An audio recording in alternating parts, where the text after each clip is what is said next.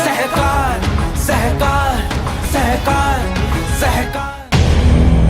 अगर डेवलपर का due diligence का रिपोर्ट कॉपी आपको सोसाइटी ने मैनेजिंग कमेटी ने नहीं दिया है, उसमें क्या क्या आप चाहिए तो लिख दीजिए। एक उसका नेटवर्क सर्टिफिकेट, मतलब सबसे पहले डेवलपर से उसका टेंडर में 3 साल की बैलेंस शीट मांगो। तो बहुत से लोग बोलते हैं उसके ऑफिस पे जाके पढ़ो। क्यों भैया, तूने हमारी सोसाइटी के डॉक्यूमेंट सब लिए थे कि नहीं लिए थे? हमारा कन्वेंस चेक किया, हमारे शेयर सर्टिफिकेट चेक किए, हमारे इंडिविजुअल मेंबर के एग्रीमेंट तूने चेक किए, तो वो कॉन्फिडेंशियल नहीं थे, वो पब्लिक थे क्या? सर आप बैलेंस शीट लो, फिर सोसाइटी के जो चार्टर्ड अकाउंटेंट जो पीएमसी जिसको आपने अपॉइंट किया है, अब कितना पैसा दिया, कितने टाइम के लिए मुझे नहीं मालूम, उसका नेटवर्क सर्टिफिकेट लो। गवर्नमेंट भी जब कोई टेंडर इश्यू करती है ना, तो उसमें नेटवर्क सर्टिफिकेट मांग के चेक करती है कि बंदा कैपेबल है क्या काम करना। दूसरा, उसका एनुअल टर्नओवर देखो। आज हमारा प्रोजेक्ट 500 करोड़ का है और उसका एनुअल टर्नओवर 10 करोड़ का है, तो सर आपको कितने साल लगेंगे, आप गिन लो। तो हमारे यहाँ फिर एक कॉमन डायलॉग है, आपने वो करवानू क्या थी लाविन कर से।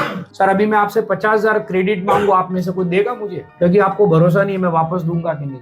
मैं गलत भी नहीं बोल रहा हूँ, लेकिन फिर डेवलपर पे कैसे भरोसा करें? फिर उसका एनुअल रेवेन्यू, अगर वो साल का कमाता ही 5 करोड़ है तो 500 करोड़ का धक्का पड़ता है। सर हम हमारी लाइफ में होलसेल का भी बिजनेस करते हैं, पूरा क्रेडिट पे करते हैं, लेकिन कोई जब नया क्लाइंट आता है, मान लीजिए मेरा 10 करोड़ का इन्वेस्टमेंट है, तो मैं 10 करोड़ किसी एक को देता हूँ माल, किसी को 5 लाख, किसी को 10 लाख, किसी को 20 लाख, ताकि, और एकदम नया है तो लाख रुपया, ताकि धीरे धीरे उसका टर्नओवर स्टार्ट हो तो मैं उससे बढ़ाऊं। तो सर हम हमारे बिजनेस में पूरा इन्वेस्टमेंट किसी एक आदमी को नहीं देते हैं, पर रीडेवलपमेंट में पता नहीं पूरा का पूरा उठा के एक को देते, तो कम से कम इंक्वायरी तो करो। उसके बाद डेट टू इक्विटी रेशियो, अगर मेरा मान लीजिए मैं तो बोलूं मेरा 50 करोड़ का इन्वेस्टमेंट है, लेकिन मेरा 500 करोड़ का लोन है, तो सर मैं लोन चुकाऊंगा कि आपकी बिल्डिंग पूरी करूं?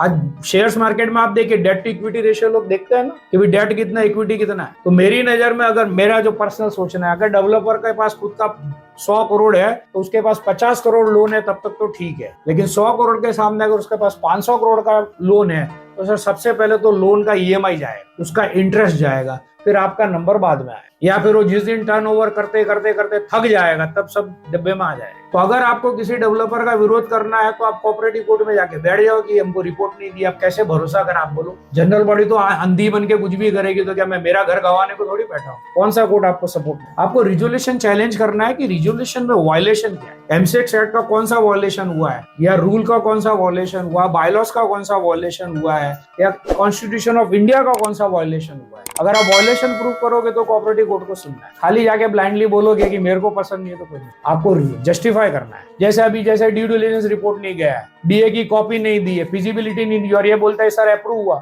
आप कोर्ट में जाके बोलो सर इन्होंने कॉपी दी थी जो अप्रूव हुआ है। तो जनरल बॉडी में हाँ बोल देने से अप्रूवल नहीं होता है, वो तो आपने बीच का पॉइंट निकाल दिया ना, तो वो आप लिखो कि कहाँ पे मिस मैनेजमेंट चल रहा है। जो मैनेजिंग कमेटी को क्या लगता है हम कुछ भी कर सकते हैं, सर वो कुछ नहीं कर सकते, आपको खाली फ्लॉस ढूंढना आना चाहिए। आपका चार्टर्ड अकाउंट, आप अपना इंडिविजुअल, मेरी बात सुनो, सोसाइटी ने बैलेंस शीट दी, आपको लगता है कि सोसाइटी का सीए गलती कर रहा है, बदमाशी कर रहा है, 1%, आप किसी सीए के पास जाओ, 5-10 हजार रुपया लेगा, वो बना के दे दो। अब आपका 1 करोड़ 2 करोड़ का ब्लेड है, आपको 10-20 हजार तो आपको भी खर्चे करता है। उसने जिस फर्म से इश्यू किया, हमको उस फर्म को चेक, हमको उसके बाकी फर्म से कोई लेना देना नहीं है। सॉल्वेंसी सर्टिफिकेट भी लेना है, कॉमन है। आज आप बैंक से लोन लेने जाओ, बैंक हमारा सॉल्वेंसी सर्टिफिकेट बनाती है कि हमारा पर मंथ या 2 मंथ का, मुझे एग्जैक्ट टर्मिनोलॉजी नहीं मालूम उसकी कैपेसिटी क्या है। तो ये 5 डॉक्यूमेंट है ना, महाराष्ट्र गवर्नमेंट हो या स्टेट गवर्नमेंट हो या सेंट्रल गवर्नमेंट हो, उसके हर टेंडर में मैंडेटरी। तो उनके टेंडर में मैंडेटरी, तो हमारे में क्यों नहीं है? सर मेरी 10,000 करोड़ की कंपनी है, आपका प्रोजेक्ट 100 करोड़ का है, मैं हस्ते डॉक्यूमेंट दिखाऊंगा, मेरे क्या तक? सर आप मुझे कमाने दे रहे हो